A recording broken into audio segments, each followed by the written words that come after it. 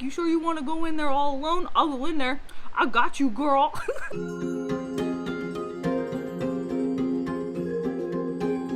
Hello and welcome. Today I'm going to be bringing you guys a review of the book Rosemary and Rue by Shannon McGuire.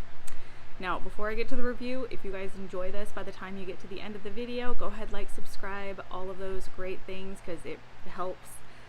And stick around and stay for more, I guess. But yeah, so let's go ahead and let's get into the review for Rosemary and Rue by Shannon McGuire. This series was brought to my attention by Astra Daw. So these are published under the Astra house underneath Daw. So, you know, Daw's the overheading book company publisher. You guys know what I'm saying. Anyways, I got surprise book mail last month from the publishers for books 17 and 18 of this series. I have never heard of this series. I have heard of Shannon McGuire. I had attempted to read a short story by Shannon McGuire that is in, it's down here, the Book of Dragons right here. I did not like that book. I did not like that short story. So I had never tried anything else by Shannon outside of that. But when they sent me the arcs for books 17 and 18, I was like, huh. And like I read back to them and I was like, hey, these actually sound kind of interesting. And then lo and behold, find out it's a 18 book series. So I was like, okay, let me read the first book. Let's see if, you know, how I'm gonna feel, because obviously I can't read them where they're at, because even Shannon themselves were like, you're not gonna understand the story if you start right there. So I was like, okay then.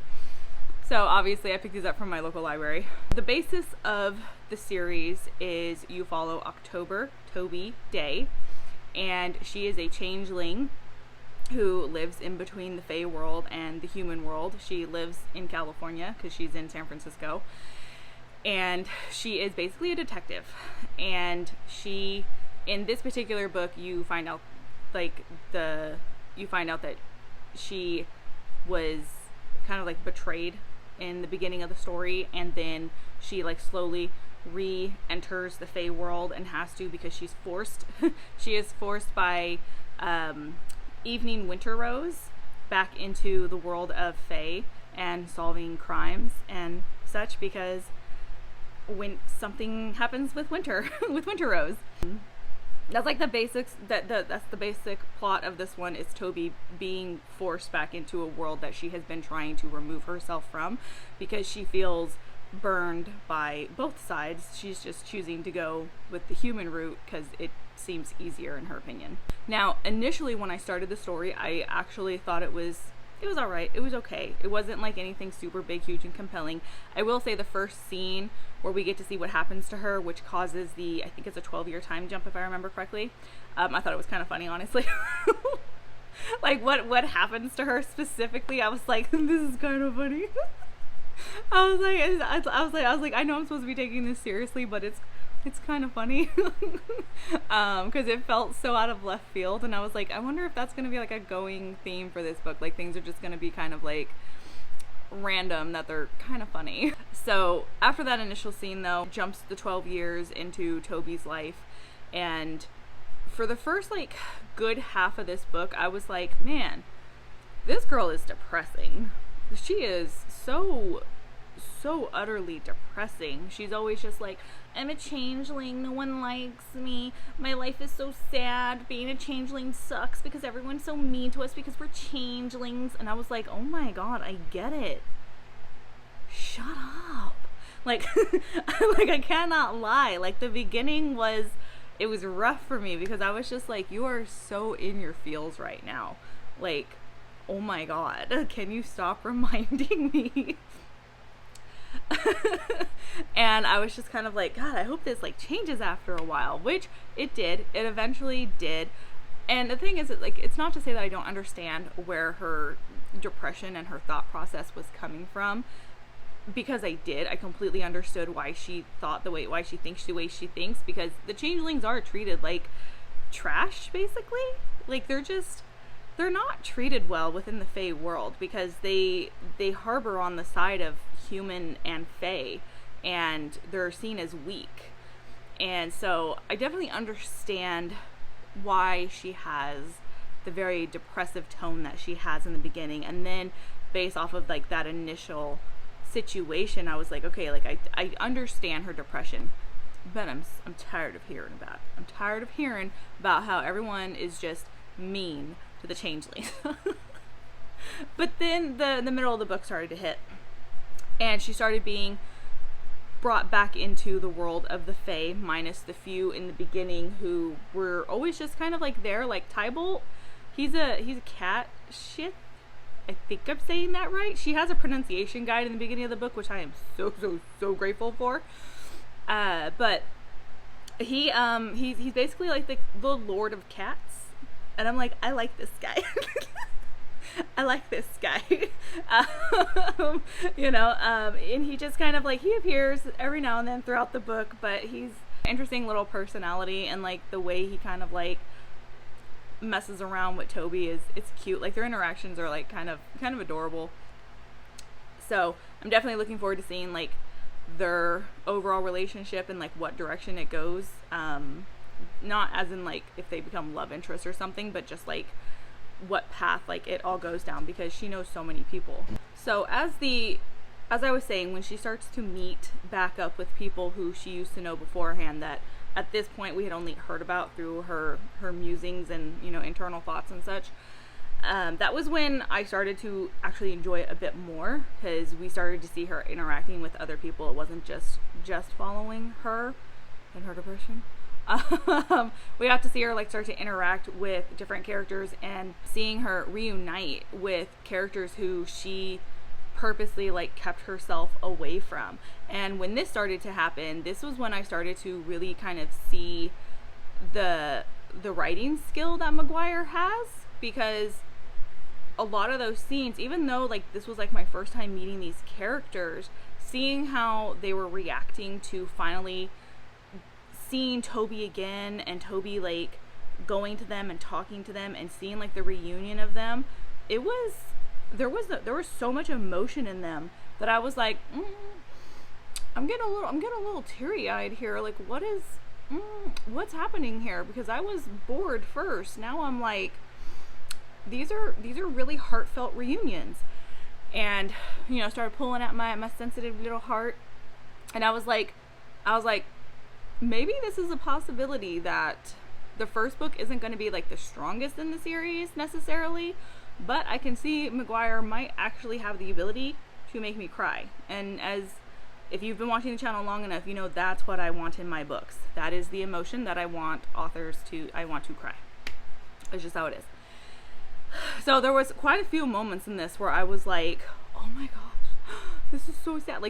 They were just, the reunions were just so good, and just they felt so real.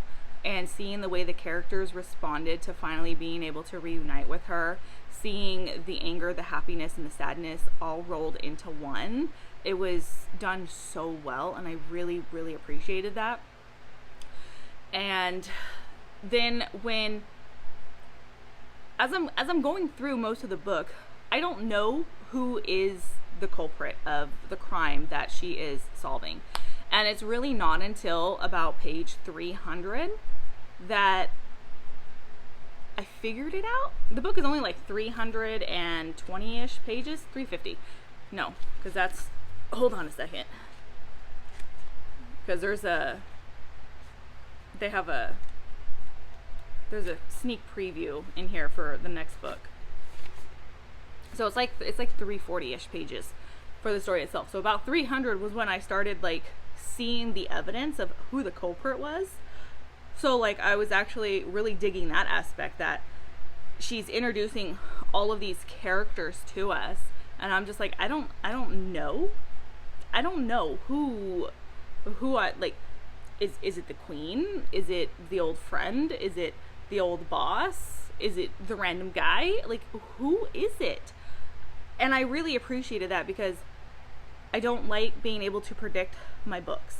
But what I do like is being able to catch moments and phrases that characters say that I'm like, wait a second, why did you say that? And that's what happens with the particular character, the person who ends up being the culprit, the one who ends up doing the crime. they started to say certain phrases when they were around Toby, and I was like, why did you say that? And like they would say these phrases, and then they would immediately like change the subject to where Toby couldn't process what they had just said. And I was like, oh, this guy is slick. And I was like, everything is pointing to this character. Is it this character?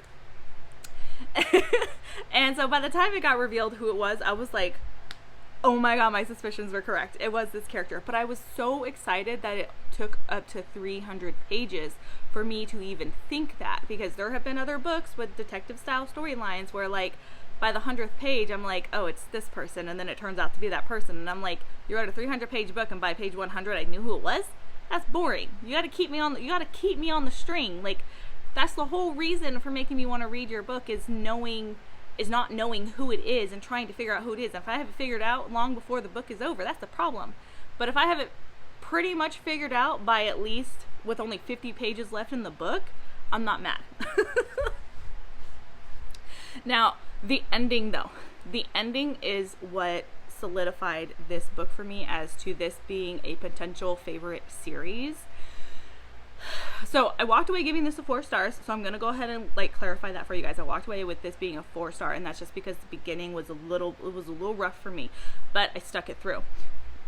The ending of this had no business annihilating my heart the way it did. It had no business. And I know earlier I said I want to cry, because it did. I cried. This book annihilated me at the end, and it is all because of the characters that were involved in the ending scene. Oh my gosh, that just seeing Toby go from wanting to push everybody out of her life to bringing people back into her life, and to start caring for certain people, and then those people that she cares for get involved in the final scene, and some of them lose lives and stuff. Like, it was heartbreaking. And then the nail in the coffin is like the after effect, because rifts were created, and it's one of those things where it's like you understand why the rift was created, but it still hurts. It still hurts, especially when you take into consideration the age ranges that are involved for these characters that she started to really care about, because they're teenagers. She really genuinely cares about them. And then if there's one trope I love, it's the I'm an angry, no nonsense kind of person, and this is the child who's been left in my care, and I guess now I'm their parent. Like, I love that trope, and it's always my favorite when it's a big grumpy old man and he's got to like take care of a child that he didn't want to take care of, and that child becomes his child, you know. But I loved seeing it in this too, because it's another variation of it, because Toby is an adult and these are teenagers, and it's not often teenagers are used in this trope, because it's normally like a child who's like 10 or younger that's usually involved in that type of trope. So for it to be teenagers, it does hit differently, but it was phenomenal. And I remember when I finished reading it, I poloed my best friend to tell her about it, obviously, and I started crying to her when I was giving her all the details about the end of the book. Because it still hurt. Even just thinking about it a little bit just kind of like chokes me up a little bit. Like, it was an explosive, emotional ending, and I wasn't expecting it, and it threw me a little bit, and I was just like, okay.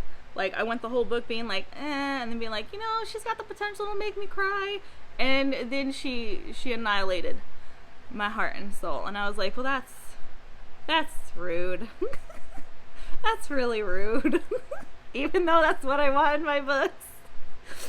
So yeah, so overall, I do have to say I love all of the fae that she brings into this. There's so many different types of fae. There's kitsunes, there's changelings, there's trolls. Oh my god, you guys, there's this cab driver. He's a troll bridge. I love him. I hope he appears in so many more books. Like, at one point he's just like, you sure you want to go in there all alone? I'll go in there. I got you, girl. I was like, I love him. I love him. You know, so like there's that, and then like I said, there's the cat fae, and then there's, you know, there's all kinds of different faes, and I've only like scratched the surface of what's in this world. So I'm definitely looking forward to see what all she brings into it. And the great thing is that even though she's including so many different fae throughout the entire story, like it doesn't feel how could you say it?